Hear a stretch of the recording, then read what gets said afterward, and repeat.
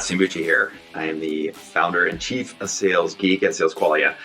Listen, in this video, what I want to talk about is a question that comes up a lot, especially towards this time of year, where startup founders are thinking about their sales team and they're thinking about their sales strategy. So kind of two parts here that all will come together.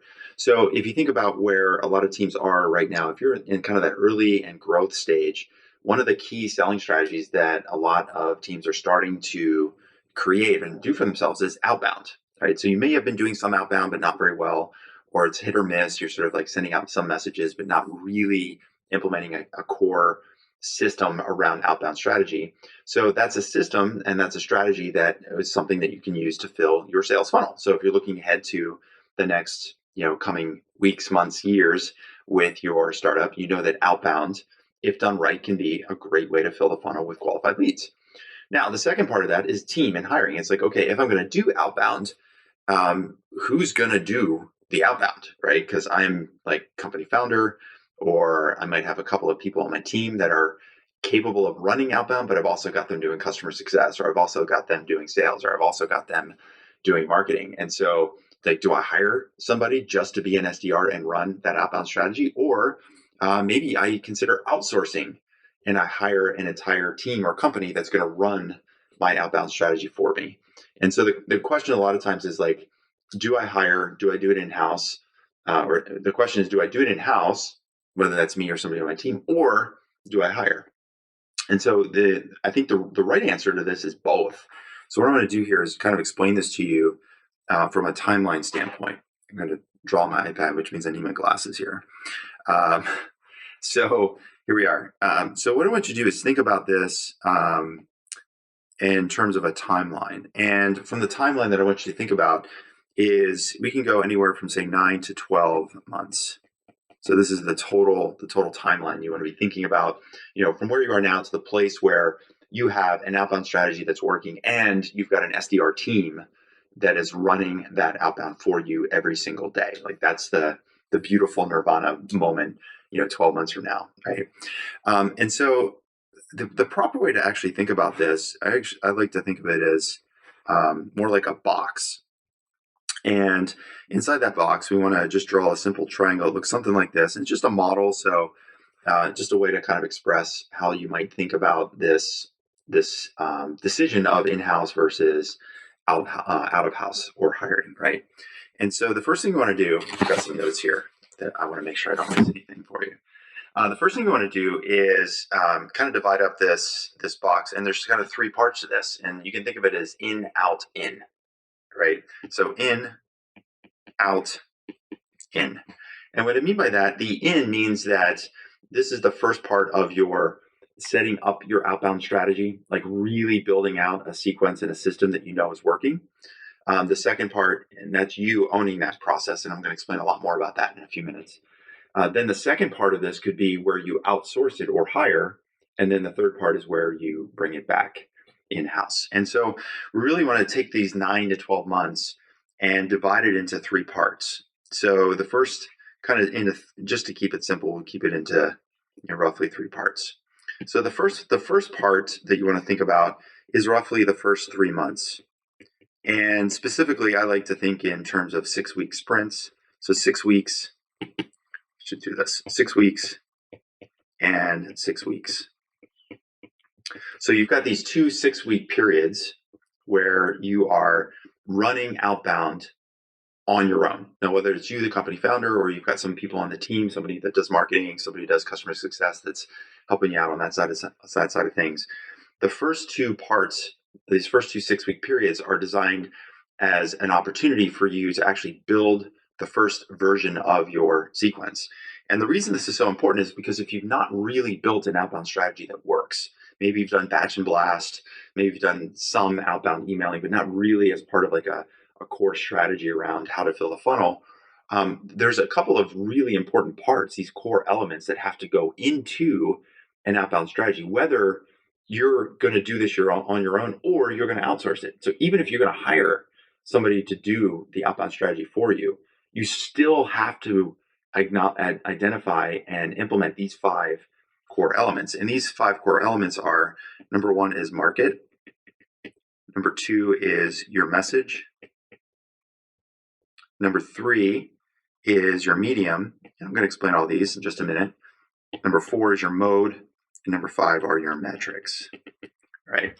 And so this first 6-week period or 6-week sprint is really about dialing in this part of your sales outbound strategy. And so a way to think about this in these 5 areas, I'm going to describe this in more detail right now. So think of it as, your basic triangle, and the triangle actually turns into a bit of a funnel because at the bottom is where you want qualified leads, right? So these 5 parts, we can go, okay, we have market, we have our message, we have our medium, our mode, and of course our metrics, right?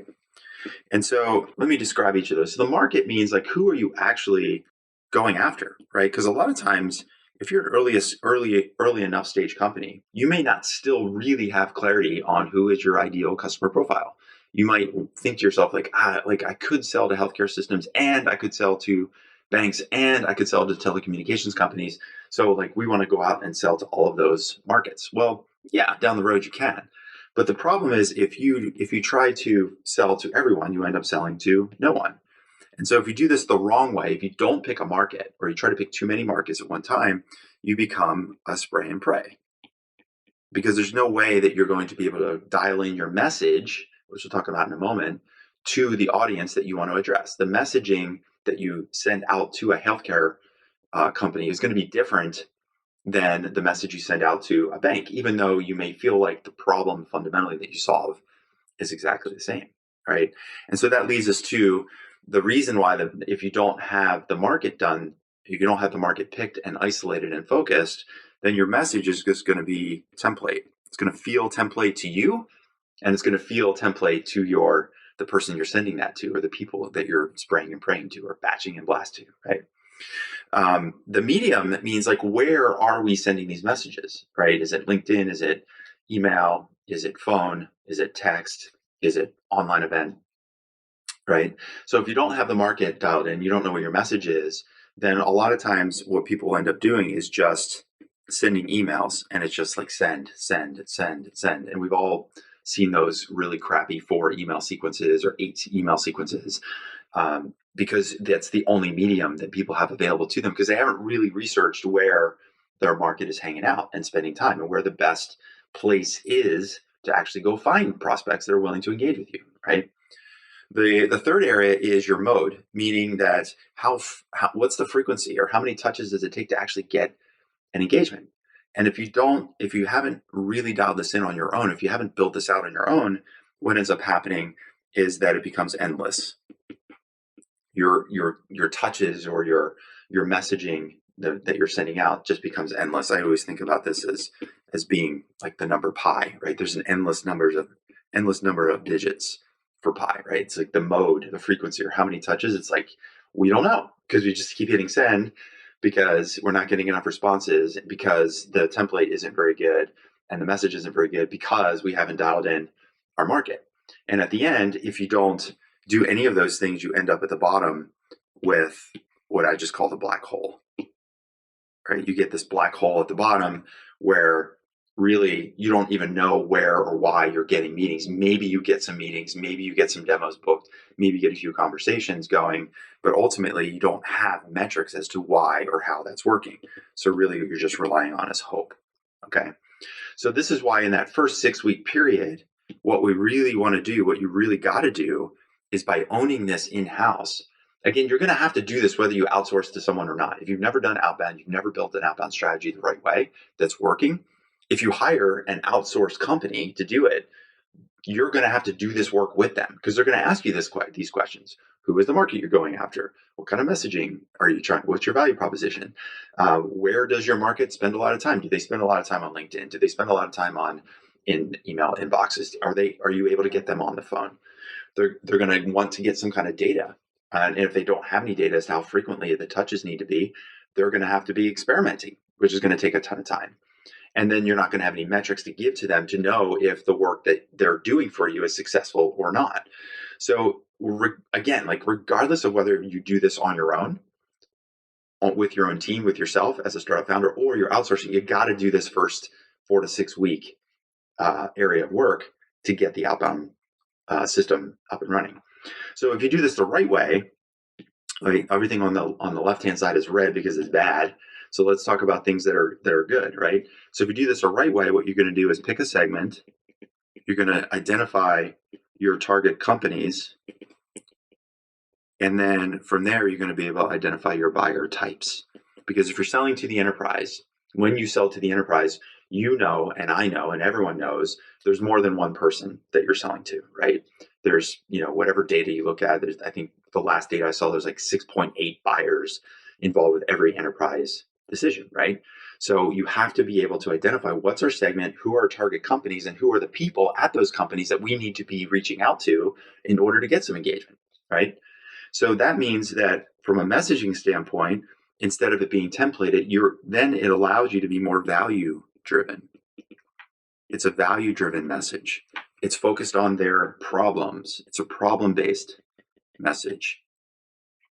Hey, when we work with teams like yours, when we work with companies like you, we know that many of them struggle with this problem. If this is you, let me know. As opposed to, here's a template, batch and blast, click here to book a demo, right? You can only massage that message and really dial in the value-based messaging and the problem-based messaging if you pick in a segment, know your target companies, and know those buyers, right? Then the third is then the medium. So again, this all filters down because then it's going to probably be a combination of email plus LinkedIn plus phone, right? Maybe some groups, Slack groups that are professional Slack groups that are out there, Facebook groups that are professional groups, LinkedIn groups, right? Again, you're going to know those things as opposed to not knowing those things and being stuck with only hitting send, right? Now, if you've done those three things the right way, then it allows your cadence. When you think about outbound strategy, people talk about your cadence or how many touches does it take to be short and efficient, right? So if you look at some data from companies like Outreach.io or SalesLoft, a lot of the data supports that there's this sort of binomial, which is the number of touches to get that should be time on the x-axis, and here is number of touches. And what that means is like how many touches, what's the mode, how many messages do I have to send to a prospect for them to reply or for them to book a meeting? And the binomial basically says like usually you'll see a pop. If you do it the right way, you should see people replying back to you in anywhere from like 3 to 7 messages. But if you don't get a reply back from that lead in 3 to 7 messages, you almost have to like push all the way out to where you're doing 15 to 18 to 20 messages, right? And so the question I would ask is, well, do you have the time as a startup founder to build a 15 touch sequence? Do you have the capacity to run that 15 touch sequence? And most importantly, like, why the hell does it take 15 touches for somebody to get back to you? Like, why not just focus on like getting a really, really good message at the right medium with the right people around their problem so that you get a response from somebody in the first 3 or 4 or 5 touches. And for the people who don't reply in the first 3 or 4 or 5, just move on, like move them off, put them in the later pile and just focus on how do we get a reply in those first few messages? Because again, your opportunity cost of time is really, really high, right? So I would think about this as like, how do we do this in under 5 touches, right? And then the last is your metrics, right? When you're running this yourself, it will allow you to, in a lot of ways, think of it as like bootstrapping a model, right? You have nothing, you have no outbound strategy or no outbound selling system in place. So what you've got to do is build something and then run it and then see what kind of data you get back. And so those metrics are everything from open rates, which frankly, most people don't trust anymore because there's all the different ways that those open rates get adjusted. That's a different conversation. There are reply rates, or what I would actually call engagement rates. Are they engaging with you? You can think of that engagement. Sometimes we call that 2 volleys. You send a message to somebody, they send it back to you. They reply back to you, you reply back to them, and they reply back to you. So it's a two volley, 1, 2, 1, 2, right? That's a measure of engagement. You need to be able to measure that, right? If you're outsourcing that to somebody who's building some cadence for you and they're sending out messages and the final metric they're using is meetings, that's a lagging indicator. And you miss all of these other metrics that you would otherwise be able to decipher on your own. And then for meetings, you go to obviously qualified meetings. So of the meetings we booked, how many of those meetings were with actual qualified buyers? Is the right person at the right type of company? And then at the end, it's how many sales accepted leads. Sales accepted leads, meaning that after we talk to the people that we're reaching out to, we had that initial phone call. Does that phone call turn them into a real sales opportunity, a sales accepted lead, right? So all of this has to happen. You've got to do this regardless of whether or not you're doing this on your own or you're working with an outsourced firm. Because if you try to do any of this, you just go like, I'm just going to hire somebody and they're going to figure out my market and they're going to do the messaging and they're going to test the different mediums and they're going to run their sequences that they've run with other teams and they're going to tell me it's 15 touches. And I don't really have any metrics to baseline whether or not they're doing the right work or not. Then you're going to be, the whole process that you're hiring them to do is completely opaque to you. Maybe they're successful, maybe they're not. Either way, you're not going to know why they're successful. So this first 6 weeks all goes into like just basically building out that first sequence. So you know your market, your message, your medium, your mode, and your metrics, right? The second 6 weeks, this is just all about implementation. So it's like, okay, now we got the sequence up and running. We've done some calibration. We've done some testing. I'm going to run this sequence on my own. And one of the things you'll notice about this model that I drew out up here on top, right, you'll notice that it starts to slope a little bit. And what that means is, most of this work that you're going to do here, this has got to be you, right? But once you got it working, once you got it running, then if you're thinking about outsourcing, this is where you could be running this cadence on your own, testing it, improving it, calibrating it. Meanwhile, then you could be interviewing and assessing potential outsource partners. So that's why you're going to be looking to increase the cooperation or increase the amount of collaboration that you might do with an outsourced firm. But meanwhile, you're still going to be running the sequence, right? You're still doing most of the work for those 6 weeks. Now, over that 6 week period that you're implementing, so 6 weeks to build, 6 weeks to implement, if it starts to work pretty well, now you can just hand this system over to the outsourced firm and say, like, this is version 1. I'm sure you can improve it, but this is what we know is working. This is our market. These are the messages. This is the frequency. These are the metrics by which we're going to measure your success. It's going to give you a lot more leverage when it comes to negotiating with those teams that you're outsourcing to. And then they can take it over for you, right? And so you're still going to be a little bit involved because you need to oversee them on a, measure them on a daily, weekly basis, but they're going to be doing a bulk of the work. And that process here, where they're going to be doing a bulk of the work, if they're obviously continuing to perform correctly, that's going to be anywhere from 3 to 6 months. Because now that you have the system working and now you're booking qualified leads and now you're getting sales accepted opportunities, sales accepted leads into your sales pipeline, and you're like, cool, like my opportunity cost as a company founder is really high. I didn't have any meetings. I had no meetings back here. Now I'm starting to get meetings. And now I need to focus my time on those meetings. And because we have a system that's working, that's booking more meetings, I, as a founder, can just focus on running those meetings, and the outsourced team could just focus on booking those meetings for me. And we have some metrics in place to know reliably how many meetings per week that team should be booking for me. And I can just focus in on knocking down those meetings that are getting established for me, right? Now you run that for 3 to 6 months, and what should naturally happen? Well, if that outsourced firm is booking meetings for you and you're running those meetings and those sales move into your sales pipeline and those deals start to convert, what ends up happening? Well, you get money. And when you get money, you can grow, right? 2 ways you can grow. You can use the increased revenue as a way to leverage your team. So, hey, we're making more money. Therefore, now we can hire and we can bring this back in-house with an SDR. And you can use that revenue as leverage with investors. Like, hey, we've been growing the company for the last 6 months. We now have a system for outbound. We have a system for getting leads. We have metrics in place. We have an entire sales funnel that's now working. Here's why you should fund us for this next round.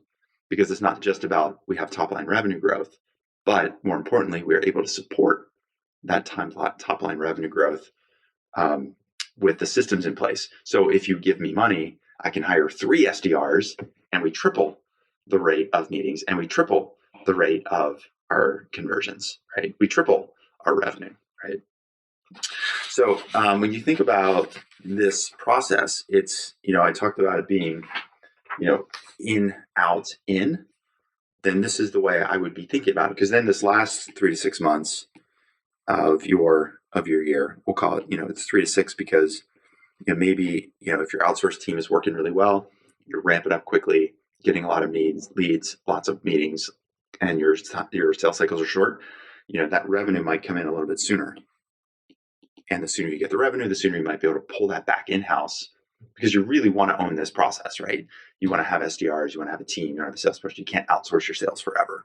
But in the near term, it might be worth it for you to outsource it because it's easier. You don't have the cost of an employee hire. You can, rely on their tech stack. You can rely on their team. There's more consistency. There's lower risk for you. But we know that's a short-term solution. You can't outsource forever. So as soon as the outsourced team has grown you enough where you can afford to hire an SDR or you have leverage to raise capital to hire SDRs, then you want to pull that back in-house.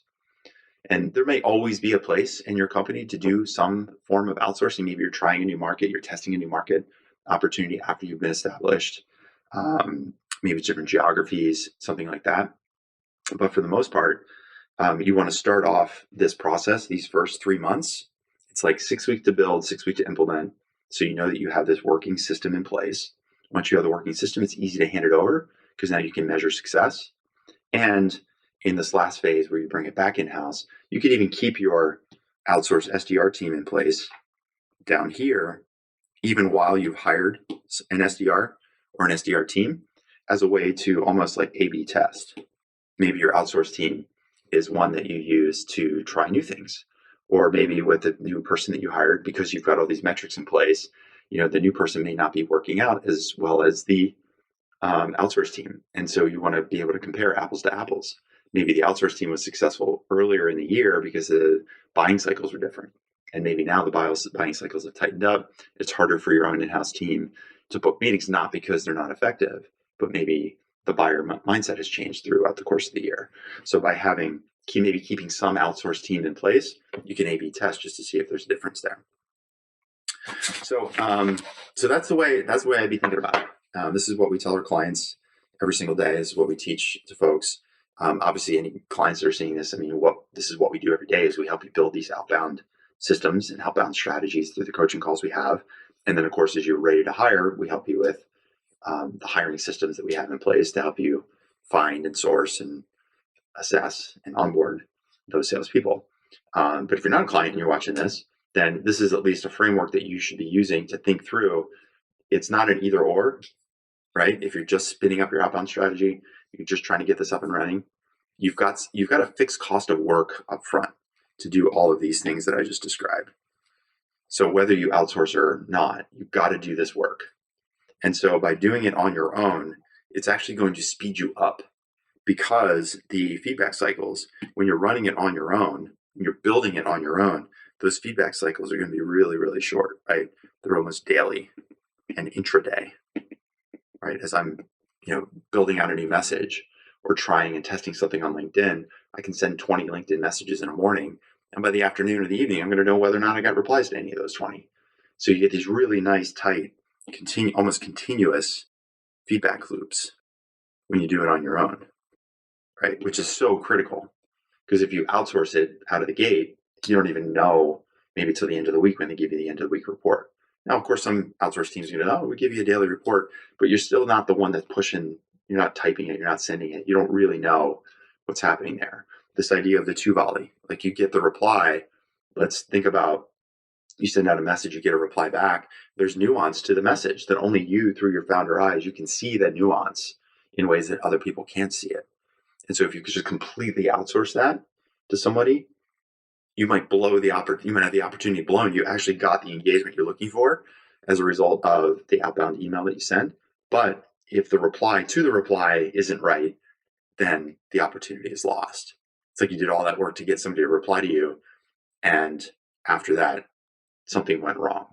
So you want to have that visibility, do it on your own, get the system set up, at least I think version 1.0, your minimal viable process in place so that when you do hand it over, you have some templates, you've got some scripts, you've got FAQs, if this, then that, you've got some workflows in place that you can hand over to that outsourced team and say, if you see this, then do that type of thing.